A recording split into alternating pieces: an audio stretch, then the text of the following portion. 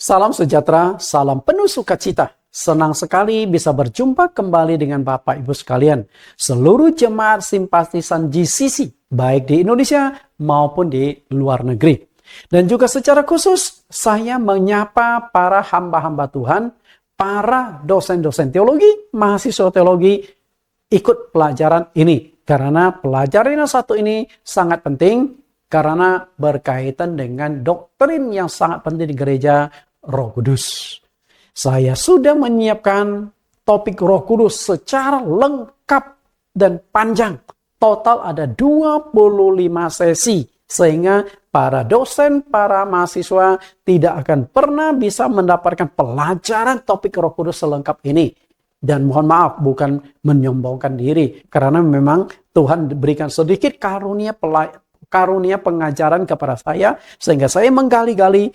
Awalnya saya pikir topik Roh Kudus paling 5 kali saya sampaikan sudah selesai. Tapi ketika saya gali-gali, begitu banyak kebenaran-kebenaran muncul, ayat ini muncul, ayat itu muncul, begitu banyak. Dan akhirnya susun secara rapi sampai 25 sesi.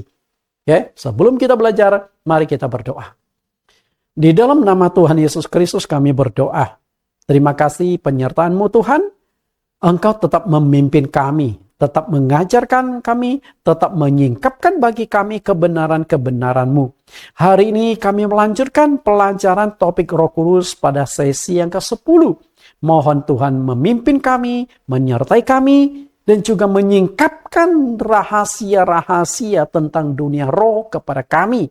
Supaya apa yang akan dipelajari pada saat ini, baik hamba-Mu yang mengajar, diberikan hikmat, talenta untuk mengajarkan, maupun mereka yang belajar, supaya berikan hati seorang murid, kerendahan hati, haus dan ingin belajar, mendengar dan terus mendengar, agar mereka mengerti topik Roh Kudus ini. Kami siap belajar, Tuhan Yesus sendiri yang akan mengajarkan kami. Di dalam nama-Mu kami telah berdoa. Amin. Bapak Ibu yang saya kasih, inilah garis besar 25 sesi dari topik Roh Kudus itu. Sesi yang akan kita pelajari pada saat ini adalah sesi yang ke-10. Bagaimana cara berdoa memohon kepenuhan Roh Kudus. Karena sesi ke-8 dan 9 sudah kita ikuti. Syarat-syarat dipenuhi Roh Kudus. 2 sesi. Nah, setelah syarat Anda penuhi, lalu bagaimana cara berdoa memohon Roh Kudus. Kemudian ada sesi yang ke-11 sampai 20. Ini juga sebagian sudah ada di YouTube, sebagian lagi dalam proses rekaman. Kemudian ada sesi yang ke-21 sampai 25. Total ada 25 sesi dari pelajaran Roh Kudus. Hari ini sesi akan kita pelajari adalah sesi yang ke-10 dengan judul Bagaimana Cara Memohon Kepenuhan Roh Kudus. Namun sebelum saya mengupas cara mohon Roh Kudus itu, saya akan mengupas dulu pelajaran yang lalu, dirangkumkan sedikit supaya kita bisa memahami, lalu masuk ke sesi yang ke-10 ini. Kita sudah belajar, ada 5 syarat untuk dipenuhi Roh Kudus. Pada pelajaran yang lalu, yaitu sesi yang ke-8 dan 9, telah dikupas. Untuk mendapatkan Roh Kudus atau meterai dari sorga, Anda harus memenuhi syarat-syarat tertentu. Dan ada 5 syarat yang harus dipenuhi. Kelima syarat tersebut, yang pertama, ajaran gereja harus sesuai dengan Alkitab. Karena Roh Kudus tidak akan mungkin dicurahkan ketika roh gereja itu menyimpan dari Alkitab. Tuhan gak mungkin kompromi dengan penyesatan. Tuhan tidak mungkin mengkompromi terhadap penyimpangan-penyimpangan dari firman-Nya. Maka kalau gereja ingin dipenuhi Roh Kudus, ada Roh Kudus hadir di sana, ajaran gereja harus sesuai Alkitab. Berarti kalau engkau ingin dipenuhi Roh Kudus, engkau juga taat pada firman Tuhan. Yang kedua, percaya dan merindukan kepenuhan Roh Kudus. Anda harus punya rasa haus. Saya ingin benar-benar dapat Roh Kudus. Dan rasa haus itu kemudian diungkapkan melalui doa dengan tekun. Kemudian yang ketiga adalah Anda harus menerima baptisan air yang benar. Karena syarat untuk dipenuhi Roh Kudus adalah dibaptis. Seperti yang dikatakan oleh Rasul Petrus, Kisah Rasul pasal 2 ayat yang ke-38, bertobatlah dan hendaklah kamu masing-masing memberi dirimu dibaptis dalam nama Yesus Kristus untuk pengampunan dosamu. Maka kamu akan menerima karunia Roh Kudus. Berarti Roh Kudus baru bisa diterima kalau engkau sudah dibaptis. Tapi nggak sembarang baptis. Baptisan harus sesuai dengan Alkitab. Jika baptisan belum sesuai Alkitab, harus diulang. Kemudian harus memohonnya dengan tekun dan sabar. Tekun dan sabar artinya tidak putus asa. 1 kali doa belum dikabulkan. 2 kali, 3 kali, 10 kali, 100 kali. Percayalah suatu saat engkau pasti dapat Roh Kudus. Lalu dibantu dengan penumpangan tangan oleh hamba-hamba Tuhan. Tentu hamba Tuhan yang menumpangkan tangan itu juga harus sudah dapat Roh Kudus dulu. Bagaimana seorang hamba Tuhan belum dapat Roh Kudus menumpangi tangan supaya orang yang didoakan dapat Roh Kudus? Nanti ayam ngajar bebek berenang lagi. Itu nggak masuk. Oke. Setelah mengerti dan melengkapi syarat-syarat untuk dipenuhi Roh Kudus, baru sesi pelajaran 10 ini cocok untuk Anda. Baru cocok. Karena syaratnya sudah dipenuhi. Tinggal langkah selanjutnya adalah cara berdoa memohon kepenuhan Roh Kudus. Karena di sesi ini kita akan membahas teknik atau cara berdoa memohon kepenuhan Roh Kudus. Jika syarat untuk dipenuhi Roh Kudus belum dilengkapi, akan sulit mendapatkan Roh Kudus. Kecuali kasus khusus. Kasus khusus artinya kemurahanlah untuk tujuan tertentu. Misalnya, di rumah Kornelius, bangsa Romawi, ketika Petrus sedang berkhotbah di rumah Kornelius, puluhan orang, mungkin juga ratusan, kita nggak tahu angkanya berapa, banyak orang yang lagi mendengarkan khotbah Petrus, tiba-tiba Roh Kudus turun ke atas mereka. Mereka belum dibaptis. Kenapa demikian? Karena mereka orang Romawi. Tuhan kasih Roh Kudus dulu, baru dibaptis. Karena jika tidak ada yang berani membaptis orang-orang Romawi itu. Ada satu pemahaman yang keliru dari hamba Tuhan atau umat Kristen tentang karunia Roh Kudus. Mereka mengatakan bahwa setiap orang yang sudah percaya secara otomatis sudah mendapatkan Roh Kudus. Itu salah. Karena percaya dan dipenuhi Roh Kudus itu dua hal yang berbeda dan terpisah. Artinya tidak sama. Bahkan dibaptis dan dipenuhi Roh Kudus juga dua hal yang berbeda dan terpisah. Bukan berarti ketika engkau dibaptis, engkau sudah ada Roh Kudus. Karena saya pernah mendengar ada penjelasan seorang pendeta yang mengatakan, ketika engkau dibaptis, maka engkau sudah ada Roh Kudus. Roh Kudus sudah turun. Lalu ayat yang dia pakai untuk pembenaran diri adalah ketika Yesus dibaptis oleh Yohanes di Sungai Yordan. Ya, di Sungai Yordan, setelah Yesus dibaptis, keluar dari baptisan Roh Kudus turun seperti burung merpati.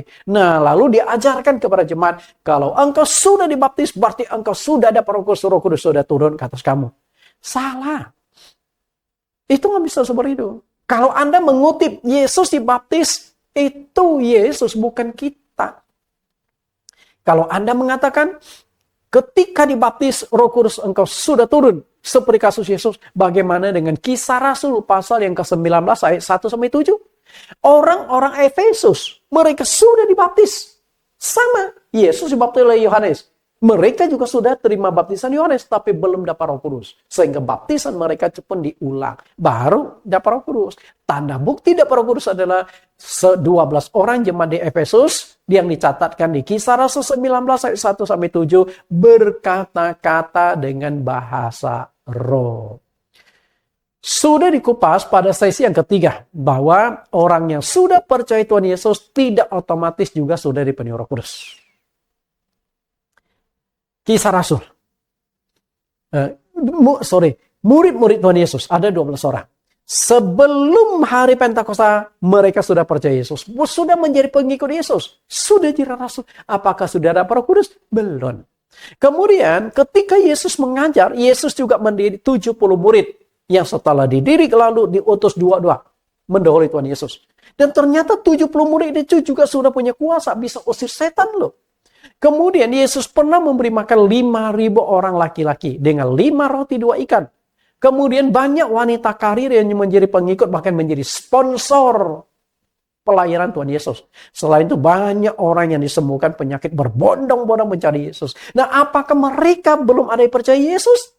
Saya katakan sudah ratusan orang.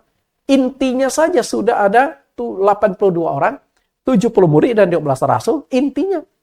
Belum lagi yang aktif. Tidak ada wanita karir. Itu tenaga inti semua itu. Sudah ratusan. Oke? Karena itu, apakah mereka sudah ada Roh Kudus? Jawabannya belum. Karena belum sampai hari Pentakosta. Dan di hari Pentakosta itulah akhirnya mereka mendapatkan kepenuhan Roh Kudus. Roh Kudus baru turun di hari Pentakosta. Ini artinya, orang yang sudah percaya Tuhan Yesus tidak otomatis juga sudah dipenuhi Roh Kudus. Dua hal yang berbeda dan terpisah.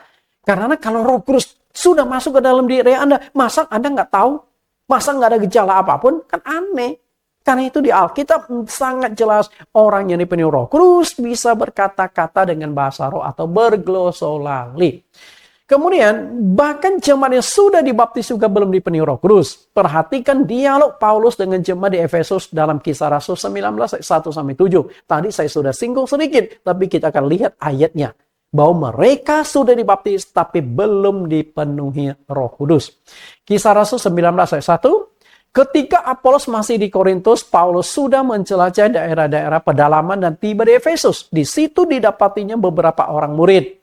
Kata Paulus kepada mereka, sudahkah kamu menerima Roh Kudus ketika kamu menjadi percaya? Oke. Jawab jemaat Efesus apa? Belum. Belum. Kami belum dipenuhi Roh Kudus, bahkan kami belum pernah mendengar ada Roh Kudus. Karena ini jemaat loh. Nah, ketika mereka belum dapat Roh Kudus, Paulus langsung curiga ada masalah dengan baptisannya. Maka di pertanyaan ayat yang ketiga Paulus berkata, dengan baptisan manakah kamu telah dibaptis? Jawab mereka, dengan baptisan Yohanes. Artinya mereka ini sudah dibaptis. Tapi baptisan versi Yohanes Pembaptis. Dan ketika Yesus tampil, versi Yohanes Pembaptis sudah diperbarui menjadi versinya Tuhan Yesus. Tapi intinya mereka sudah dibaptis. Tapi belum dapat Roh Kudus. Kemudian ayat 4, kata Paulus, baptisan Yohanes adalah pembaptisan orang yang telah bertobat. Dan ia berkata kepada orang banyak bahwa mereka harus percaya kepada dia yang datang kemudian daripadanya itu Yesus. Dan hasilnya ayat yang kelima dibaptis ulang. Cara baptisannya adalah dalam nama Tuhan Yesus. Jadi jelas sekali dibaptis ulang Bapak Ibu. Karena kalau Anda sudah ikuti pelajaran sesi 8 dan 9, syarat untuk dipenuhi Roh Kudus adalah harus dibaptis. Dan baptisan harus benar. Nah, kalau baptisan belum sesuai dengan kitab, harus diulang demi mendapatkan Roh Kudus sama seperti hari Pentakosta. Oke. Ketika mereka dibaptis ulang, akhirnya diadakan sesi doa mohon Roh Kudus. Hasilnya apa? Roh Kudus turun atas mereka. Nah, apa tanda bukti bahwa mereka sudah dipenuhi Roh Kudus? Mereka berkata-kata dalam bahasa roh. Jadi jelas sekali tanda bukti yang nyata seseorang yang dipenuhi Roh Kudus adalah bisa berkata-kata dengan bahasa roh, bisa berglosolali. Kalau Anda belum bisa berbahasa roh, bagaimana Anda membuktikan bahwa Anda sudah ada Roh Kudus? Kepenuhan Roh Kudus, Bapak Ibu. Jumlah mereka 12 orang. Dan 12 orang semuanya ada Roh Kudus, semuanya berbahasa roh. Artinya berbahasa roh itu untuk semua orang, tidak dibatasi mau berapa. Di hari Pentakosta yang dipenuhi Roh Kudusan berkata-kata dengan bahasa roh, berglosolali, berbahasa lidah 100 orang lebih. Di Kisah Rasul 1 ayat 15 dicantumkan angka 120 orang. Ya ratusan orang berbahasa lidah di hari Pentakosta itu. Itulah tanda bukti dapat Roh Kudus. Kemudian, pada pelajaran sesi keempat saya juga sudah kupas judul. Apa perbedaan gerakan dan kepenuhan Roh Kudus? Nah, ini yang menjadi masalah. Banyak orang itu sebenarnya gerakkan Roh Kudus, tapi dia pikir kepenuhan Roh Kudus pada dua hal yang berbeda. Karena dua hal yang berbeda ini Anda tidak bisa memahami dengan jelas, Anda kacau. Karena di 1 Korintus mengatakan tidak ada seorang pun dapat mengaku Yesus selain oleh Roh Kudus. Berarti kalau kita mengaku Yesus berarti kita sudah dipenuhi Roh Kudus. Salah, itu gerakan Roh Kudus. Tidak ada seorang pun dapat mengaku Yesus adalah Tuhan selain oleh Roh Kudus. Itu gerakan Roh Kudus. Gerakan Roh Kudus membuat Anda mengaku menerima Yesus. Sama seperti yang sudah saya jelaskan. Orang-orang yang sudah percaya dan menerima Yesus sebelum hari Pentakosta. Apakah sudah dipenuhi Roh Kudus? Belum. Kita lihat lebih jelas. Gerakan dan kepenuhan. Untuk memahaminya, kita akan kutip Kisah Rasul pasal 2 ayat 37-38. Supaya Anda bisa melihat mana gerakan dan mana kepenuhan. Sedangkan kita ingin menekankan tentang kepenuhan Roh Kudus. Kisah Rasul pasal 2 ayat 37-38. Ketika mereka mendengar hal itu, hati mereka sangat terharu. Lalu mereka bertanya kepada Petrus dan rasul-rasul yang lain, apakah yang harus kami perbuat saudara-saudara? Jawab mereka, bertobatlah. Nah, ketika Petrus lagi berkhotbah, banyak orang yang hatinya digerakkan oleh Roh Kudus. Digerakkan oleh Roh Kudus. Sehingga mereka tinggal siap terima Tuhan. Maka mereka bertanya, apa yang harus kami lakukan? Artinya, apapun yang disuruh oleh Petrus dan rasul-rasul lain, mereka tinggal ikuti. Terima Yesus, mereka pasti terima. Dan suruh baptis, mereka pasti baptis. Nah, ini bukan kepenuhan Roh Kudus, tapi gerakan Roh Kudus. Berarti Roh Kudus bisa menggerakkan seseorang bertobat. Roh Kudus bisa menggerakkan seseorang untuk percaya Tuhan. Roh Kudus bisa menggerakkan seseorang menyesali dosanya. Roh Kudus bisa menggerakkan seseorang menghasilkan buah-buah roh. Itu gerakan berbuat baik, beramal juga gerakan Roh Kudus. Bukan kepenuhan. Lalu kalimat selanjutnya, dan hendaklah kamu masing-masing memberi dirimu dibaptis dalam nama Yesus Kristus untuk pengampunan dosamu. Mereka harus dibaptis dulu agar dosanya diampuni sebagai wadah untuk bisa dipenuhi Roh Kudus. Lalu kalimat yang terakhir itu sangat penting. Kalimat terakhir, maka kamu akan menerima karunia Roh Kudus. Kalau mereka sudah merasa sangat terharu, lalu mulai ingin percaya Yesus, terima Yesus, dianggap sudah dipenuhi Roh Kudus, maka kalimat yang terakhir jadi ngaco. Karena Pak Petrus berkata, bertobat, kemudian beri diri baptis, maka kamu akan menerima Roh Kudus. Jadi dipenuhi Roh Kudus dengan gerakan Roh Kudus adalah dua hal yang berbeda. Sangat berbeda. Kalau Anda memahami di sini. Urutan kepenuhan Roh Kudus begini. Percaya, kemudian bertobat. Untuk apa Anda bertobat? Karena merupakan syarat untuk dibaptis.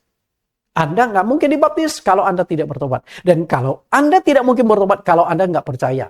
Anda percaya ada surga neraka, Anda takut maka bertobat. Anda percaya ada janji-janji berkat Allah maka Anda bertobat. Percaya dulu. Percaya, bertobat, dibaptis. Nah, setelah itu tahap yang keempat adalah berdoa memohon kepenuhan Roh Kudus. Itu tahapannya. Percaya dan bertobat. Seorang bisa percaya Tuhan Yesus dan bertobat adalah pekerjaan Roh Kudus. Nah, inilah yang saya katakan gerakan Roh Kudus. Gerakan, bukan kepenuhan. Bukan kepenuhan. Baptisan merupakan syarat dan persiapan memohon kepenuhan Roh Kudus. Jika baptisan keliru, harus diulang. Seperti yang dilakukan oleh Paulus kepada 12 jemaat di Efesus yang dicatat dan Kisah Rasul 19 ayat 1-7 yang sudah kita baca tadi. Nah, setelah itu baru memohon Roh Kudus. Yang Yesus katakan di Lukas 11 ayat 13, Ia akan memberikan Roh Kudus kepada mereka yang memintanya. Artinya itu harus berdoa. Harus ada satu sesi satu sesi khusus berdoa untuk memohon Roh Kudus. Dan di sesi doa itu hamba-hamba Tuhan akan numpangkan tangan. Pendeta akan tumpang tangan, tapi pendeta yang sudah dapat Roh Kudus. Kalau belum, ya nggak bisa Bapak Ibu. Karena itu, inilah urutan kepenuhan Roh Kudus. Anda tinggal ikutinya. Tanda bukti dipenuhi Roh Kudus. Ini juga sedikit pengulangan. Ketika seseorang dipenuhi Roh Kudus, seharusnya bisa diketahui dengan jelas. Artinya, bagaimana kita tahu bahwa Anda sudah dipenuhi Roh Kudus atau belum? Kalau Anda tidak ada gejala apapun, saya sering memperbandingkan Roh Kudus dengan roh jahat. Ketika roh jahat masuk ke dalam tubuh seseorang, bisa diketahui, oh ini kerasukan setan. Padahal Anda tidak bisa melihat roh jahat itu. Nah, ini Roh Kudus. Kenapa ketika Roh Kudus masuk ke dalam tubuh seseorang tidak bisa diketahui? Kan aneh. Tidak ada rasa apapun. Aneh kan? Sama-sama roh. Tidak bisa dilihat. Tapi ketika masuk ke dalam tubuh seharusnya bisa tahu. Kalau roh jahat itu sifatnya mengendalikan, menguasai. Ketika roh jahat masuk ke dalam tubuh orang itu kehilangan kesadaran. Dia berkata, bertindak, itu bukan dia lagi, roh jahat yang ada di dalam tubuhnya. Karena itu kalau orang kerasukan setan ditanya, siapa namamu? Kalau nama asli dia adalah Acong, tapi dia nggak akan sebut namaku Acong. Enggak. Dia pasti sebut sesuai dengan roh yang masuk. Oh, aku adalah Mbah dari Gunung Kidul. Nah, macam-macam lah. Kalau yang masuk itu adalah rohnya Sun Gokong, dia akan garuk sini, garuk sana, lompat sini, lompat sana, seperti seekor monyet. Ditanya, siapa namamu? Sun Gokong. Nah, itu dia. Mengambil alih. Tapi Roh Kudus ketika masuk ke dalam diri Anda, tidak akan mengambil alih kesadaran Anda. 100% kesadaran Anda tetap milik Anda. Roh Kudus itu tertib, Roh Kudus teratur. Bekerja sama dengan roh kita. Tapi tanda buktinya adalah Anda dua tanda gejalanya. Dipenuhi Roh Kudus. Okay? Roh jahat masuk, ada gejala. Roh Kudus masuk, ada gejala. Roh jahat mengendalikan, Roh Kudus tidak mengendalikan. Lalu gejalanya apa? Dapat dilihat dan dapat didengar. Nah, kita buktikan dulu ayatnya. Bahwa ketika seseorang dapat Roh Kudus itu bisa diketahui berupa dilihat dan didengar. Kisah Rasul pasal 2 ayat 33. Dan sesudah ia ditinggikan oleh tangan kanan Allah dan menerima Roh Kudus yang dijanjikan itu, maka dicurahkannya apa yang kamu lihat dan dengar di sini. Perhatikan dua kata, lihat dan dengar. Dilihat artinya ketika dapat Roh Kudus bisa diketahui karena ada gejala fisik. Berarti ketika Anda ada Roh Kudus, orang lain bisa melihatnya. Apanya yang dilihat? Pasti ada gejala fisik dong. Sama juga kerasukan setan. Kita tahu karena ada gejala fisik. Orangnya guling-guling, kemudian merangkak, ataupun ada hal-hal yang Anda lakukan secara fisik. Sama juga Roh Kudus. Ketika engkau dapat Roh Kudus, badanmu bisa bergetar atau bergoyang. Tapi nggak ada kesadaran 100% milik Anda. Sehingga Anda setiap saat juga bisa berhenti berdoa. Nggak mungkin terikat begitu. Nah, waktu Anda berdoa ada gerakan tubuh. Kencang atau tidak itu bukan menentu, tapi ada gerakan tubuh Anda bergetar atau bergoyang. Maka bisa dilihat. Okay? Bergoyang. Dan itu ada dasar Alkitabnya, bukan sembarang saya ngomong. Nah, kemudian kata bisa didengar. Berarti ada suara yang keluar dari mulutnya. Okay? Ketika orang dapat Roh Kudus, ada suara dari mulutnya. Apa itu? Dia bisa berkata-kata dengan bahasa lidah. Berglosolali. Jadi badannya bergetar, lalu dia mengucapkan bahasa roh. Itu tanda bukti yang paling nyata. Dua tanda bukti yang nyata dipenuhi Roh Kudus. Bukti orang dipenuhi Roh Kudus bisa dilihat dan bisa didengar. Kita bisa lihat lebih tajam di Kisah Rasul 10 ayat 44-46. Ketika Petrus sedang berkata demikian, turunlah Roh Kudus ke atas semua orang yang mendengarkan pemberitaan. Roh Kudus turun. Nah, apa tanda bukti Roh Kudus itu turun ke atas orang-orang itu? Karena bisa dilihat, perhatikan, dan bisa didengar. Benar nggak? Bisa dilihat berarti orang-orang yang dipenuhi Roh Kudus badannya bergetar atau bergoyang. Bisa didengar, mereka berkata-kata dengan bahasa lidah. Itu orangnya banyak sekali di rumah Kornelius. Mungkin puluhan orang, mungkin ratusan orang, kita tidak tahu. Karena sebelum Petrus khotbah di rumah Kornelius, Kornelius sudah kumpulkan sanak keluarga, famili, mungkin juga ada prajurit yang lain, karena dia perwira, pangkat dia itu perwira pasukan. Karena itu tanda bukti yang paling nyata, dapat Roh Kudus, dilihat dan didengar. Nah, hari ini justru saya berindu Anda bisa mengalami pengalaman hari Pentakosta. Ketika engkau dapat Roh Kudus, badanmu bisa bergetar dan engkau bisa berglosolali berkata-kata dengan bahasa roh, tapi 100% kesadaranmu tidak hilang. Oke. Kita lihat kembali video cuplikan dipenuhi Roh Kudus. Oke. Kita lihat sejenak, hanya beberapa menit. Oke, silakan diputar. Tanda-tanda orang yang dipenuhi Roh Kudus ada dua. Bisa dilihat dan bisa didengar. Bisa dilihat badan mereka bergetar. Ya, coba Anda perhatikan di video tersebut. Ketika mereka dipenuhi Roh Kudus, badan mereka bergetar, bergoyang. Saat itu mereka sedang berlutut. Nah, kemudian mereka berkata-kata dengan bahasa roh. Memang agak berisik waktu mereka dipenuhi Roh Kudus itu. Tapi tertib teratur. Oke, nah kita lihat video ini.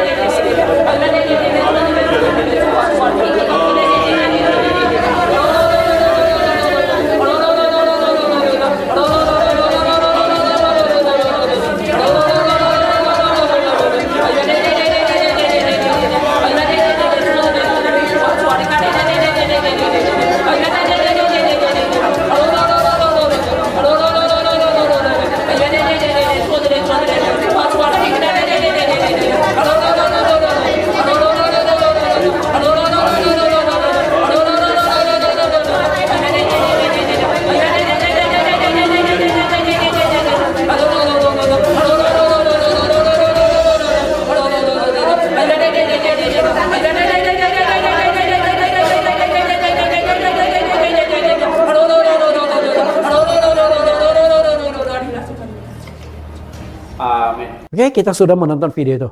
Bagaimana pandangan Anda? Apakah penjelasan saya di Kisah Rasul pasal 2 ayat 33 hanya teori? Prakteknya kita alami. Saya alami, orang-orang yang doa bersamaan alami. Kita nggak kehilangan kesadaran. Waktu saya mendoakan orang dapat Roh Kudus, nggak ada yang jatuh rebah, nggak ada yang terjerembab, nggak ada. Tertib teratur. Dan ketika saya mengajak mereka berdoa berbahasa roh, saya berikan kode. Kadang-kadang saya pakai lonceng kering, artinya doa kita sampai di sini. Serempak semuanya berhenti. Itu tertib dan teratur. Perlu saudara ketahui, tidak ada satupun hamba Tuhan yang bisa memberikan Roh Kudus kepada jemaatnya. Nggak ada. Sekalipun hamba Tuhan itu kelihatan penuh urapan dan kuasa untuk melakukan tanda heran dan mujizat. Luar biasa. Tapi tetap nggak bisa memberikan Roh Kudus. Karena kuasa melakukan tanda heran mujizat delegasi. Roh Kudus tidak pernah didelegasikan. Tetap miliknya Tuhan. Karena itu harus disadari oleh semua umat Kristen bahwa pemberian Roh Kudus adalah hak prerogatif milik Tuhan Yesus. Bukan otoritas milik pendeta. Maka pendeta nggak bisa berikan Roh Kudus. Saya nggak bisa berikan Roh Kudus kepada Anda. Itu hubungan Anda dengan pribadi dengan Tuhan. 5 syarat Anda penuhi apa enggak? Kalau 5 syarat Anda dipenuhi, menumpangkan tangan itu hanya membantu, bukan memberikan. Petrus berkhotbah, tidak ada yang tumpang tangan, tapi sekelompok orang Romawi dapat Roh Kudus nggak ditumpangi tangan. Artinya kan bukan dari Petrus. Oke? Kita lihat Matius 3:11. Aku membaptis kamu dengan air sebagai tanda pertobatan, tetapi ia yang akan datang kemudian daripadaku lebih besar daripadaku, dan aku tidak layak melepaskan kasutnya. Nah, yang dimaksudkan Yohanes itu adalah Yesus. Kemudian Yohanes tegaskan lagi, ia atau Yesus akan membaptis kamu dengan Roh Kudus dan dengan api. Berarti baptisan Roh Kudus, kepenuhan Roh Kudus ditandai dengan berbahasa lidah itu karunia yang diberikan khusus dari Tuhan Yesus. Pendeta nggak bisa kasih. Yang bisa kasih adalah roh. Adalah Tuhan Yesus sendiri. Karena Roh Kudus itu adalah roh Dia. Yang bisa memberikan rohnya kepada semua orang secara tidak terbatas adalah Tuhan Yesus. Roh Kudus adalah roh Allah. Hanya Dia yang bisa memberikan kepada kita. Kisah Rasul pasal 2:16. Waktu hari Pentakosta, Rasul Petrus mengutip kembali nubuat dari Nabi Yoel. Kisah Rasul 2:16, tetapi itulah yang difirmankan Allah dengan perantara Nabi Yoel. Akan terjadi pada hari-hari terakhir, demikianlah firman Tuhan, bahwa aku akan mencurahkan rohku ke atas semua manusia. Maka anak-anakmu laki-laki dan perempuan akan bernubuat, teruna-terunamu akan mendapat mimpi, mendapat penglihatan-penglihatan, dan orang-orangmu yang tua akan mendapat mimpi. Juga ke atas hambamu, laki-laki dan perempuan, akan kucurahkan rohku pada hari-hari itu, dan mereka akan berbuat. Perhatikan kalimat ini. Perhatikan. Karena Roh Kudus adalah rohnya Allah sendiri, maka yang bisa memberikan Roh Kudus itu hanya Allah sendiri. Perhatikan kalimat yang kelip-kelip. Aku akan mencurahkan rohku. Jadi aku yang akan memberikan rohku. Roh Allah itu nggak terbatas. Bukan berarti Allah hanya satu, rohnya hanya satu. Kalau manusia kan terbatas. Satu roh, dia satu tubuh. Tapi Allah nggak terbatas. Dia memenuhi segala sesuatu. Dia bisa 1, bisa 10, bisa 1000. Kalau dia memberikan 100 orang rohnya, berarti Allah ada 100. Nggak mungkin seperempat roh, setengah roh. Roh itu utuh. Kalau 100 orang dipenuhi Roh Kudus, berarti Roh Kudus ada 100. Aku akan mencurahkan rohku. Jadi, yang bisa memberikan Roh Kudus itu adalah Tuhan sendiri. Hamba Tuhan tidak bisa. Nah, saya hanya mengajarkan teknik berdoa memohon Roh Kudus. Apakah Anda dapat Roh Kudus atau tidak? Bukan keputusan di saya, tapi bagaimana hubungan Anda dengan Tuhan. Saya hanya membantu menumpangkan tangan. Karena itu, ya bersyukurlah banyak yang saya tumpangi tangan akhirnya mendapatkan kepenuhan Roh Kudus. Beberapa bulan yang lalu kami retreat di puncak Cibodas. Di sebuah tempat namanya Wisma Berkat. Yang ikut retreat itu 70 orang lebih. Dan di 70 orang lebih saat itu yang dapat Roh Kudus. Dengan tanda bukti mereka berbahasa lidah.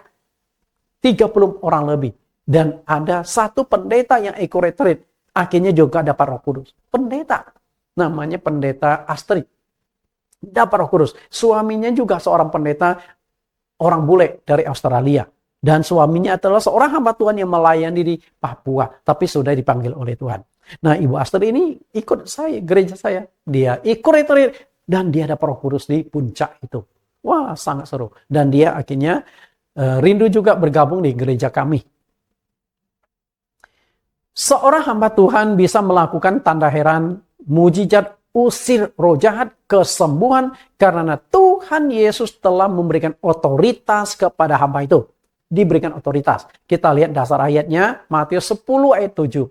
Pergilah dan beritakanlah kerajaan sorga sudah dekat. Sembuhkanlah orang sakit, bangkitkanlah orang mati, tahirkanlah orang kusta, usirlah setan-setan. Kamu telah menerima dengan cuma-cuma, karena itu berikanlah pula dengan cuma-cuma. Kan jelas, ini delegasi. Ini impartasi. Tuhan berikan kuasa itu. Tapi untuk Roh Kudus, nggak bisa. Roh Kudus tetap di tangan Tuhan. Itu hak prerogatif Tuhan. Hanya Tuhan Yesus yang bisa memberikan Roh Kudus. Pendeta tidak bisa. Pendeta hanya membantu menumpangkan tangan. Karena itu, Anda jangan beranggapan pendeta yang besar, penuh dengan kuasa, bisa memberikan Roh Kudus. Nggak bisa. Oh, lalu pendeta ini kecil, nggak bisa apa-apa, pasti nggak bisa memberikan Roh Kudus. Anda salah. Yang menumpangkan tangan atas Pak Saulus, sehingga Saulus menerima Roh Kudus itu bukan pendeta besar. Itu Ananias. Dan di Alkitab hanya tercatat 1-2 kali. Itu pun tercatatan Kisah Rasul pasal yang ke-9. Ketika diutus oleh Tuhan, Pak Saulus menumpangkan tangan. Nah, setelah itu di Kisah Rasul pasal 26, ketika Saulus bersaksi tentang pertobatan dia juga menyinggung nama Ananias yang datang menumpangkan tangan kepada dia. Sisa itu nggak ada lagi. Ini pendeta kecil yang tinggal di kota Damsik. Karena saat itu kebetulan saat itu Saulus memang ke kota Damsik untuk melakukan penganiayaan. Karena itu, kalau engkau ingin dipenuhi Roh Kudus, yang bisa memberi adalah Tuhan sendiri. Di dunia ini banyak hal yang bisa Anda beli dan lakukan dengan uang. Namun Anda tidak bisa membeli karunia Tuhan atau Roh Kudus dengan uang. Karena itu ada seorang tukang sihir yang ingin membeli kuasa Allah dengan uang. Akhirnya ditegur Petrus dengan sangat keras. Kisah Rasul 8 ayat yang ke-17-20. Engkau menyangka bahwa engkau dapat membeli karunia Allah dengan uang? Binasalah engkau dengan uangmu. Artinya engkau tidak bisa memberikan Roh Kudus.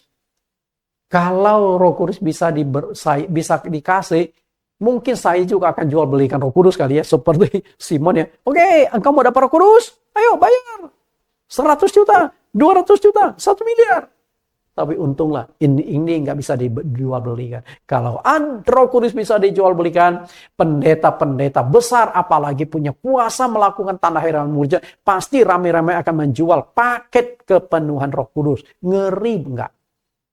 Seperti yang dilakukan oleh Simon, tukang sihir. Kayaknya dia ingin dapatkan kuasa itu, lalu setiap orang yang ingin dapat Roh Kudus bayar ke dia. Dia tumpahkan tangan dapat Roh Kudus, tumpahkan tangan dapat Roh Kudus. Ternyata tidak bisa, malah dia ditegur oleh Petrus.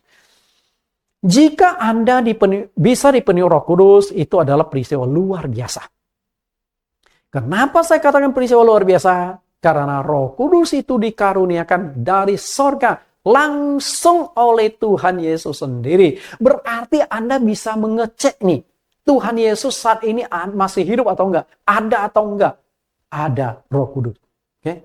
Berarti ketika engkau dapat Roh Kudus dari sorga, turun ke Roh Kudus. Mestinya peristiwa besar. Dari sini kita bisa mengkoneksikan, oh ternyata Tuhanku masih ada di sorga. Karena dia 2000 tahun yang lalu naik ke sorga, lalu dia janji akan memberikan Roh Kudus. Ini kita bisa merasakan kehadiran Tuhan.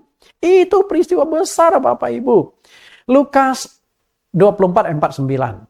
Dan aku akan mengirimkan kepadamu apa yang dijanjikan Bapakku. Tetapi kamu akan tinggal di dalam kota ini sampai kamu diperlengkapi dengan kekuasaan dari tempat tinggi. Jadi artinya dari surga Roh Kudus turun loh.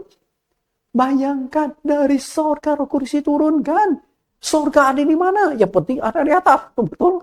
Jaraknya berapa tahun? Dari sorga Roh Kudus diturunkan, engkau dapat Roh Kudus itu peristiwa besar yang tidak bisa dinilai dengan uang. Karena itu kalau Anda masih ogah-ogah mohon Roh Kudus, sayang sekali. Kalau Anda benar-benar ingin dapat Roh Kudus, 25 sesi itu pasti Anda akan pelajari sampai Anda benar-benar dapat Roh Kudus.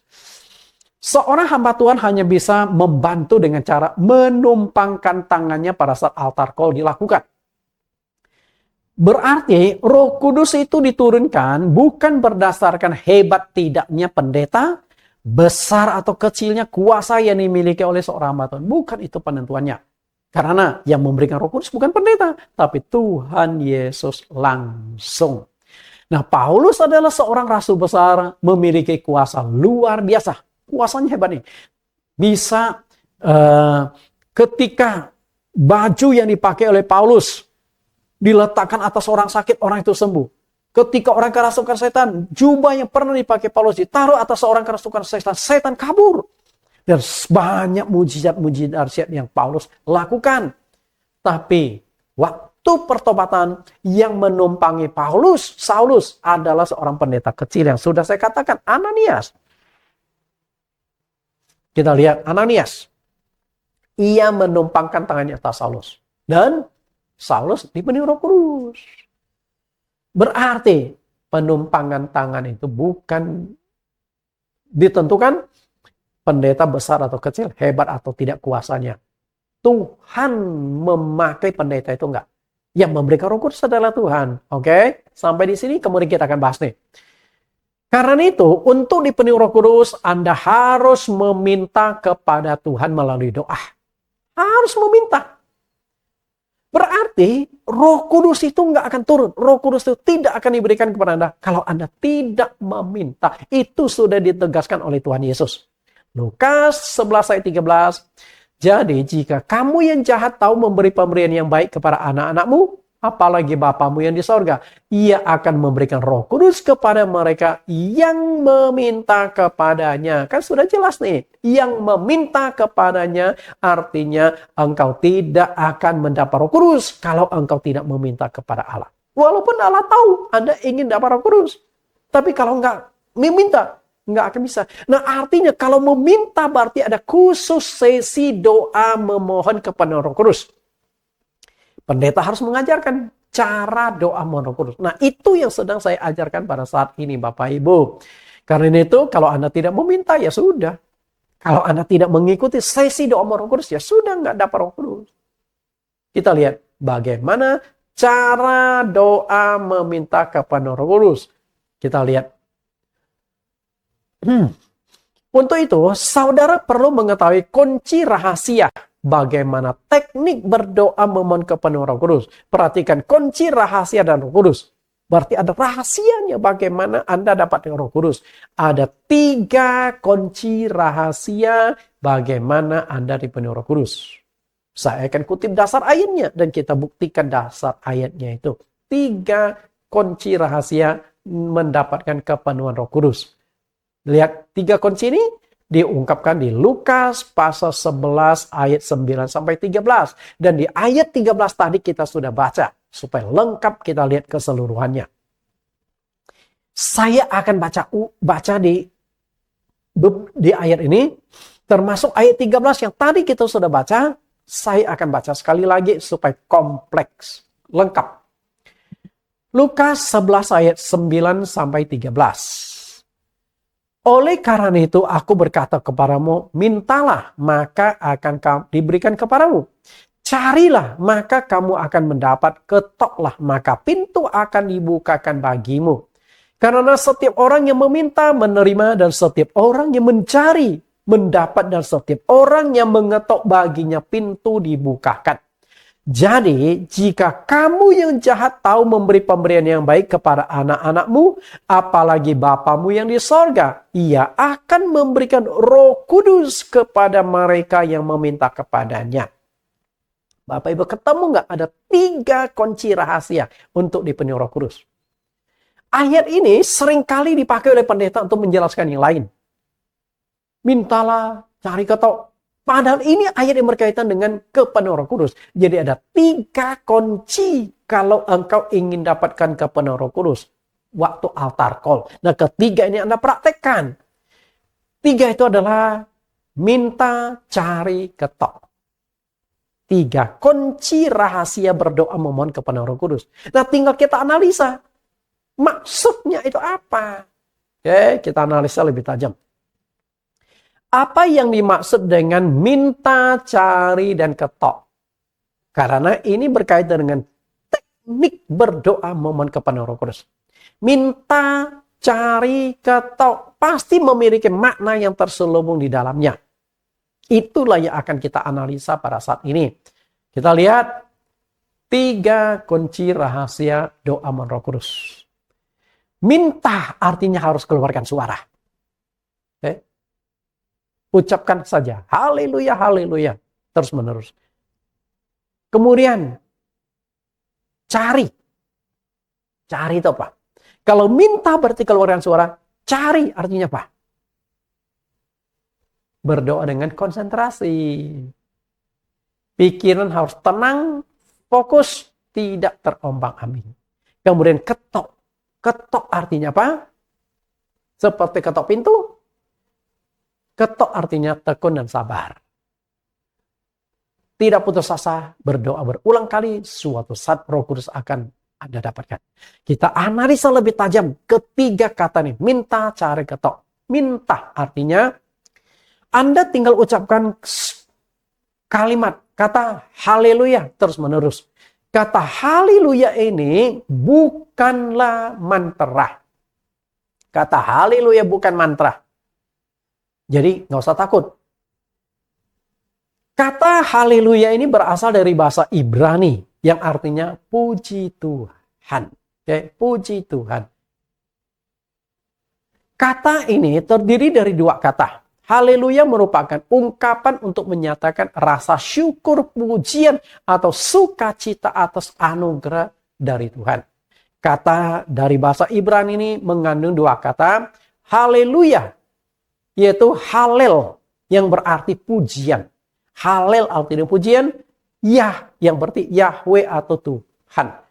Berarti haleluya berarti puji Tuhan. Jadi Anda tinggal ucapkan saja haleluya, haleluya, haleluya terus menerus. Karena berdoa, mengucapkan haleluya itu adalah cara untuk kita dapatkan Roh Kudus. Perhatikan penjelasan di Wahyu. Wahyu pasal 19 ayat 1 sampai ayat 1 dan 6. Kemudian pada waktu itu aku mendengar seperti suara yang nyaring himpunan besar orang banyak di sorga. Katanya, haleluya, keselamatan dan kemuliaan dan kekuasaan ada pada Allah kita. Kemudian ayat yang ke-6. Lalu aku mendengar seperti suara himpunan besar orang banyak. Seperti desau air bah. Seperti deru guru yang hebat. Katanya, haleluya. Karena Tuhan Allah kita yang maha kuasa telah menjadi raja. Bapak Ibu perhatikan kata haleluya diucapkan 2 kali di sini. Lalu ada himpunan besar orang. Makna yang terkandung di sini.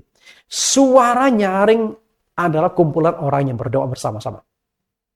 Jadi, waktu saya dengan jemaat saya berdoa berbahasa roh itu memang suaranya rame, nyaring.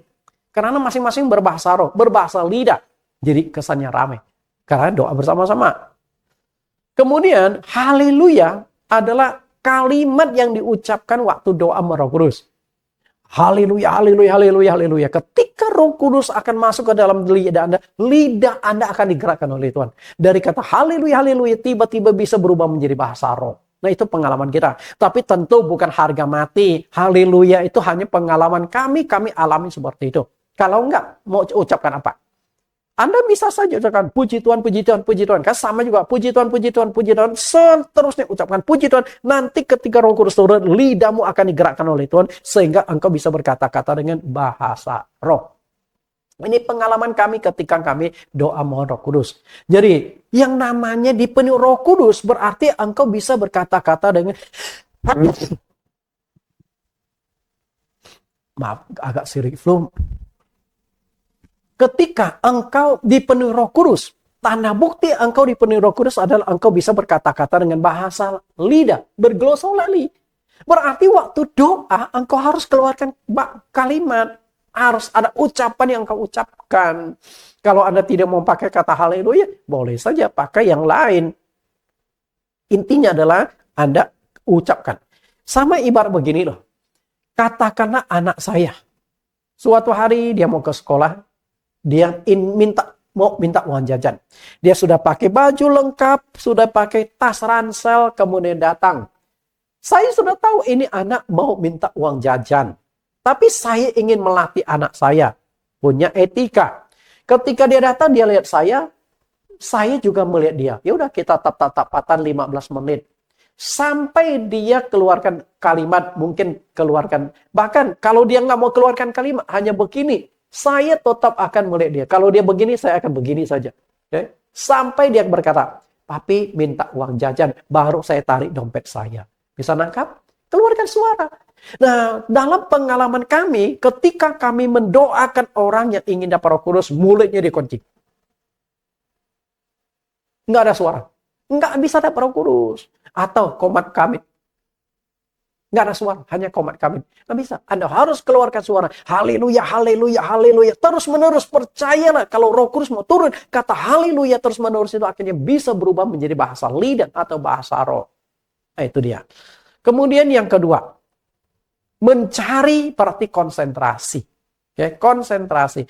Pikiran harus tenang, tidak terombang-ambing. Kita lihat ayatnya, Yakobus 1 ayat 6 dan sampai 8. Hendaklah ia memintanya dalam iman dan sama sekali jangan bimbang. Sebab orang yang bimbang sama dengan gelombang laut yang diombang-ambingkan kian kemari oleh angin. Orang demikian janganlah mengira bahwa ia akan menerima sesuatu dari Tuhan. Sebab orang yang mendua hati tidak akan tenang dalam hidupnya. Apa yang dimaksudkan cari artinya berusaha untuk konsentrasi. Nah ini juga sulit.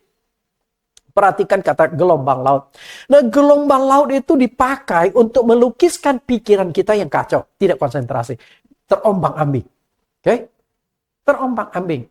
Nah, kemudian kata mendua hati. Artinya, fisik ada di tempat doa, tapi pikiran melayang-layang. Artinya itu begini loh. Secara fisik Anda ada. Dan Anda juga waktu doa ucapkan kalimat haleluya, haleluya, haleluya.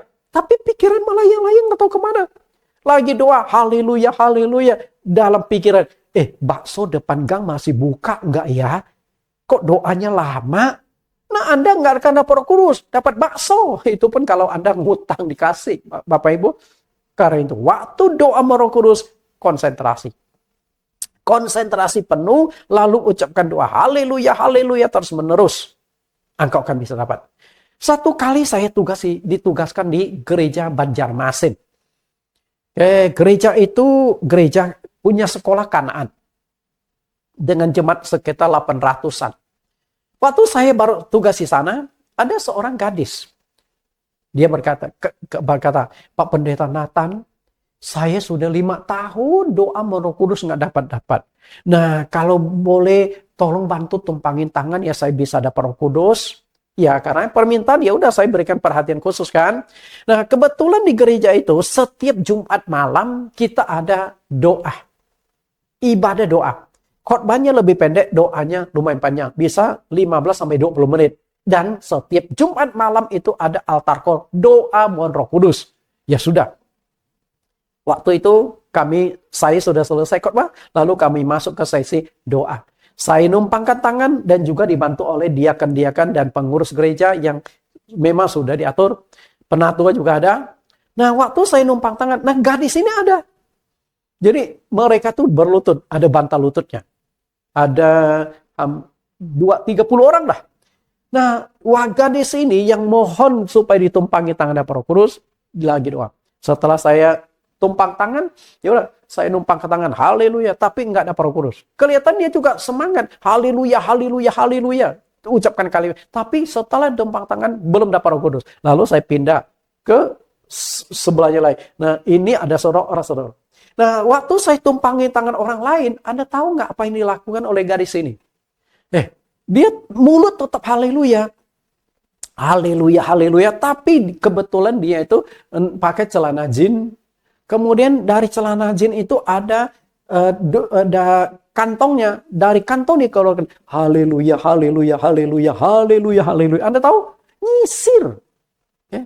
Wah, saya akhirnya kan karena waktu saya numpang kantangan kan mata saya sedih, walaupun ditutup tapi agak dibuka kan, masih bisa lihat. Waduh, ini mulut haleluya, tapi tangan asik menyisir. Haleluya, haleluya, haleluya. Ya udah, selesai altar call. Kemudian sebagian jemaat sudah pulang, saya panggil. Saya tegur. Saudari, kayaknya sampai Tuhan Yesus datang pun kamu sulit dapat Roh Kudus. Dia tersinggung. Kok Pak Pendeta Nathan gitu sih? Saya sudah 5 tahun rindu ingin dapat Roh Kudus. Saya katakan, bukan saya nggak mau bantu Anda, tapi Anda kurang konsentrasi. Lalu dia masih ngelak itu. Saya sudah konsentrasi Pak Pendeta, saya sudah haleluya, haleluya, konsentrasi. Nah, tapi saya nggak mau mempermalukan dia. Akhirnya saya berkata, oh gitu ya. Tapi tadi rasanya waktu saya numpang tangan, saya lihat ada yang nyisir rambut waktu doa. Siapa ya? Baru akhirnya dia mukanya langsung merah. Akhirnya berkata, oh iya itu Pak Pendeta Nathan. Tadi saya nyisir, sorry. Nah setelah itu lalu dia jelaskan begini. Rupanya dia punya teman ulang tahun. Dan dia rencana selesai ibadah di sini, dia dengan teman yang lain mau buat kejutan. Mau ke tempat ulang tahun teman dia. Malam hari. Dan dia berkata, pagi tadi saya sudah ke salon Pak Pendeta. Nah waktu Pak Pendeta tumpang tangan ke saya, rambut saya rasanya agak sedikit berantakan, acak-acak. Maka saya rapikan lagi pakai sisir. Nggak konsentrasi Bapak Ibu. Nah setelah saya tegur, ya udah lain kali coba kamu konsentrasi ya. Nah setelah itu, Anda tahu nggak? 3 minggu kemudian, dia dapat Roh Kudus.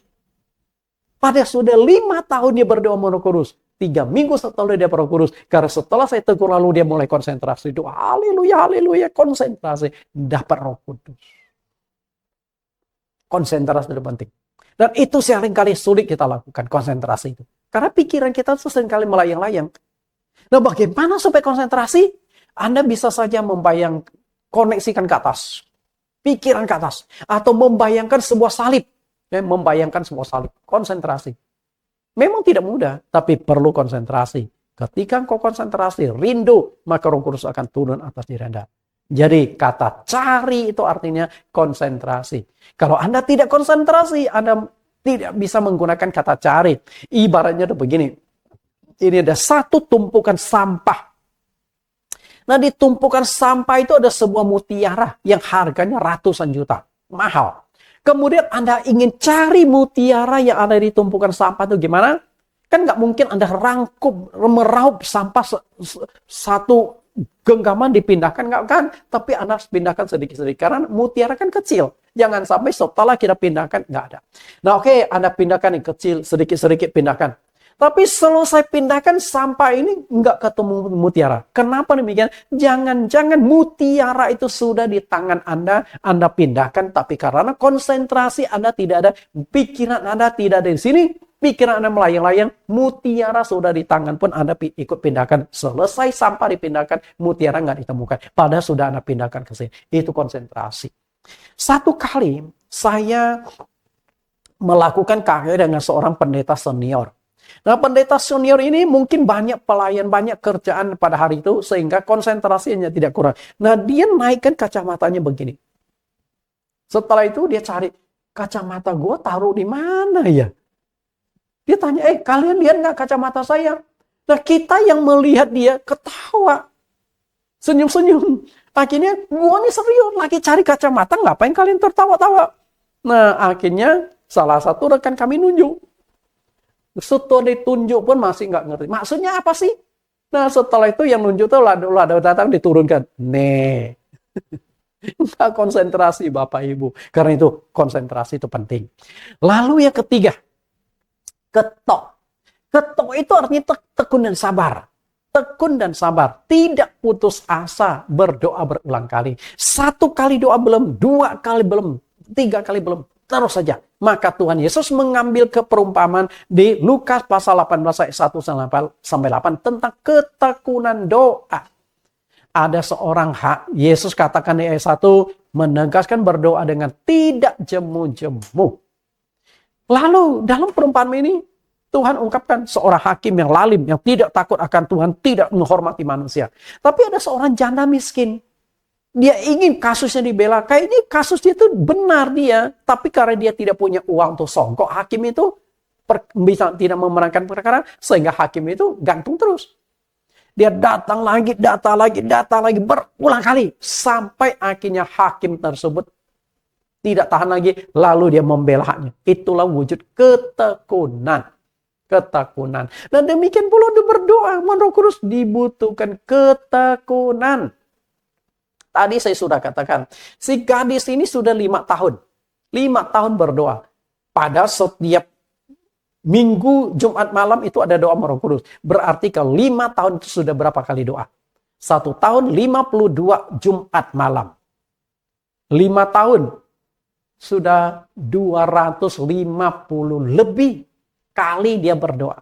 250-an malam Jumat dia sudah berdoa, belum dapat Roh Kudus. Dengan catatan tiap Jumat datang ya, belum dapat Roh Kudus. Tekun nggak? Tekun.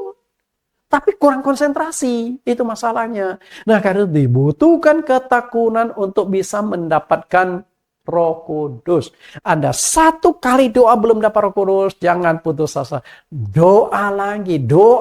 Saya percaya suatu saat engkau pasti bisa mendapatkan Roh Kudus atas ketekunan tersebut. Masalahnya adalah siang malam berseru kepada Tuhan. Siang malam berdoa kepada Tuhan. Berapa banyak waktu yang kita butuhkan untuk doa sama Roh Kudus? Tadi saya sudah katakan, Roh Kudus nggak bisa dibeli. Anda punya uang 1 triliun saja, Anda belum tentu bisa dapat Roh Kudus. Tapi itu gratis untuk Anda. Yang dibutuhkan adalah minta, cari, ketok. Nah, waktu cari, waktu ketok, tekun nggak?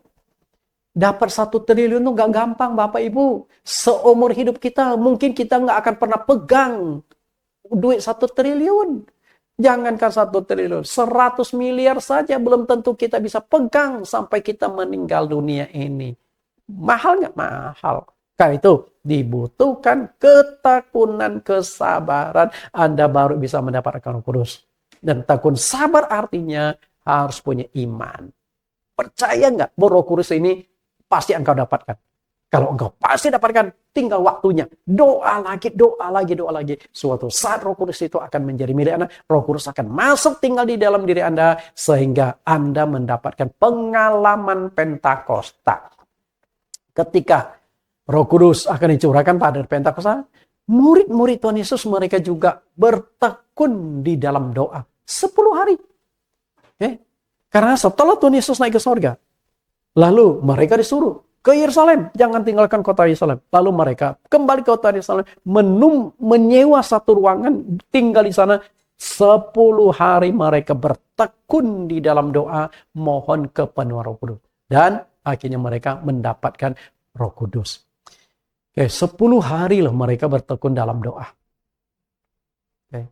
Karena itu, jika itu murid-murid Tuhan Yesus sendiri, butuh 10 hari untuk mendapatkan kepenuhan Roh Kudus dari sorga. Kita perlu berapa lama?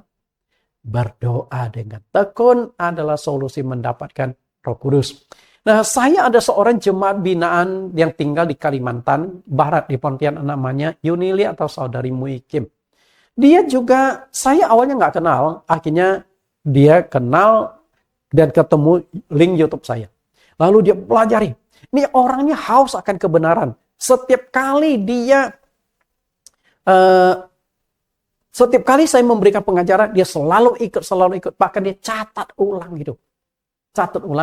Dan dia katakan seringkali berdoa. Bisa 1 jam, 2 jam di rumah demi mendapatkan Roh Kudus. Dia tekun berdoa. Nah, ini sedikit kutipan WhatsApp dia. Dia fotokan ke saya. Nah, ini pelajaran-pelajaran yang dia ikuti di YouTube saya. Nah, kemudian dia tulis ulang pakai tangan. Jadi buku catatan ada beberapa buku. Bayangkan Bapak Ibu. Padahal dia bukan hanya nonton, dia catat satu-satu, dirapikan. Benar-benar orang ini rindu akan pengajaran. Nah, kemudian ada sedikit WhatsApp saya dengan dia. Saya ajarkan bahwa di rumah Anda harus berdoa Roh Kudus seperti cara yang saya berikan. Kemudian jawabnya, baik Pendeta Nathan, tapi di rumah pun saya tetap akan berdoa. Terus setiap jam 7 malam kurang lebih jam 8. Artinya lebih kurang 1 jam dia berdoa Roh Kudus di rumah. Caranya seperti yang Pendeta Nathan ajarkan. Ucapkan haleluya terus sampai Tuhan ubah menjadi bahasa Roh Kudus. Pengalaman dia. Saya nggak tumpangi tangan dia. Dia hanya ikuti teknik yang saya ajarkan. Lalu dia coba di rumah. Tertib Allah, doa 1 jam, doa 1 jam. Akhirnya dia dapat Roh Kudus.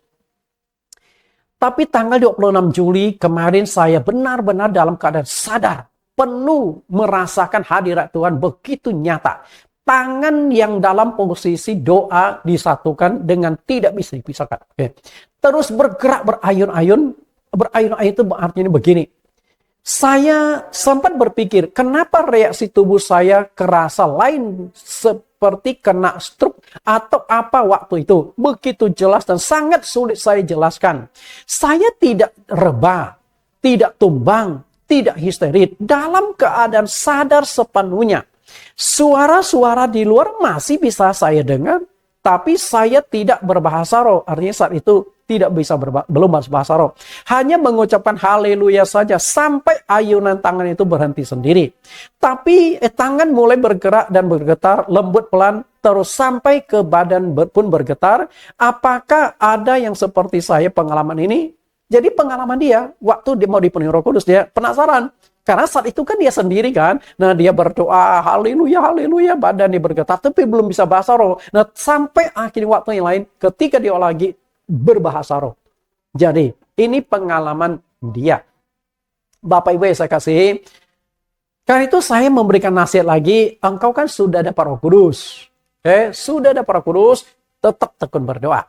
Dan dia jawab, baik Pendeta Nathan. Sudah saya lakukan juga sejak dikaruniakan berbahasa roh.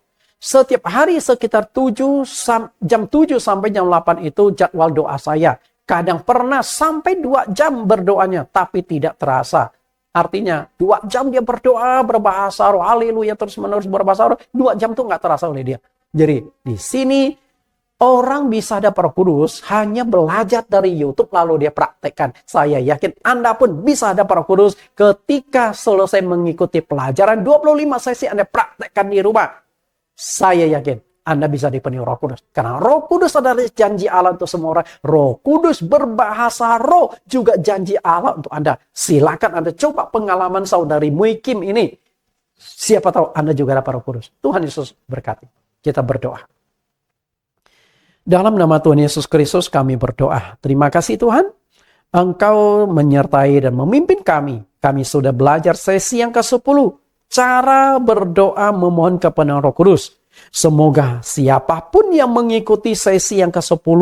Setelah mengerti cara berdoa memohon Roh Kudus. Dia praktekkan di rumah. Dan akhirnya dia pun dipenuhi Roh Kudus.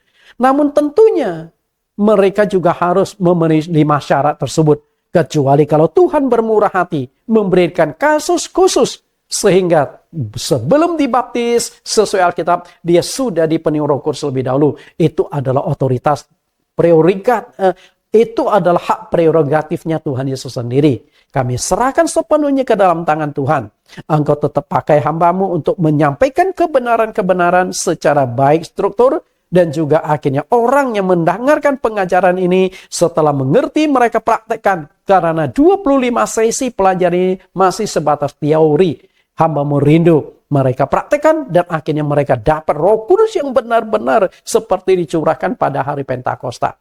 Siapapun dari jemaat ini ketika dia rindu memohon Roh Kudus, Tuhan berkenan untuk memberikan anugerah khusus supaya mereka juga dapat Roh Kudus dan setelah itu mereka terima kebenaran ini. Di dalam nama Tuhan Yesus Kristus kami berdoa.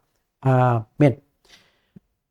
Sampai bertemu di sesi yang ke-11. Sesi yang ke-11 juga sangat menarik karena saya mengupas pandangan yang keliru dari Bapak Pendeta Stephen Tong tentang bahasa roh. Sampai bertemu di minggu depan. Bagi Anda mahasiswa teologi STT GCC, Jesus Class Curriculum, setiap mata pelajaran doktrin ada 10 pertanyaan yang wajib Anda jawab. Ini adalah pertanyaan sesi yang ke-10 dengan 10 pertanyaan ini. Kita lihat. Bagaimana cara memohon kepenuhan Roh Kudus? Adalah mata kuliahnya. Kemudian pertanyaan pertama. Untuk memohon kepenuhan Roh Kudus terlebih dulu harus memenuhi 5 syarat kepenuhan Roh Kudus. Tuliskan ke-5 syarat tersebut. Yang kedua, buktikan bahwa orang yang sudah percaya Yesus belum tentu sudah dipenuhi Roh Kudus juga. Karena banyak pemahaman keliru ketika kau percaya Tuhan Yesus sudah dapat Roh Kudus. Coba Anda jelaskan itu. Jemaat di gereja mana yang telah dibaptis oleh Yohanes Pembaptis, akhirnya dibaptis ulang oleh Paulus agar mereka dipenuhi Roh Kudus. 4. Menurut pengertian Anda, apa perbedaan gerakan Roh Kudus dengan kepenuhan Roh Kudus? Jelaskan sesuai dengan pemahaman Anda, kalau bisa dilengkapi dengan ayatnya. Tuliskan 4 tahapan atau urutan untuk memperoleh kepenuhan Roh Kudus. Kemudian pertanyaan 6, tuliskan teks ayat Alkitab bahwa tanda bukti orang dipenuhi Roh Kudus bisa dilihat dan bisa didengar. Dan apa arti bisa dilihat dan bisa didengar itu? Jelaskan secara singkat. 7. Tuliskan 3 kunci rahasia berdoa memohon kepada Roh Kudus yang tertulis dalam Lukas 11 ayat 9 sampai 13. 8. Kata haleluya berasal dari bahasa apa dan apa artinya. 9. Ilustrasi hakim yang tidak takut akan Allah yang dicatatkan dalam Lukas 18 ayat 1 sampai 8 dipakai Tuhan Yesus untuk menjelaskan hal apa dalam kaitan dengan doa. 10. Berapa lama murid-murid Tuhan Yesus berdoa menantikan pencurahan Roh Kudus di sebuah rumah penginapan di lantai 2 kota Yerusalem? Silakan Anda ketik rapi. Jawab ketik rapi, email kembali ke STT GCC. Tuhan Yesus berkati.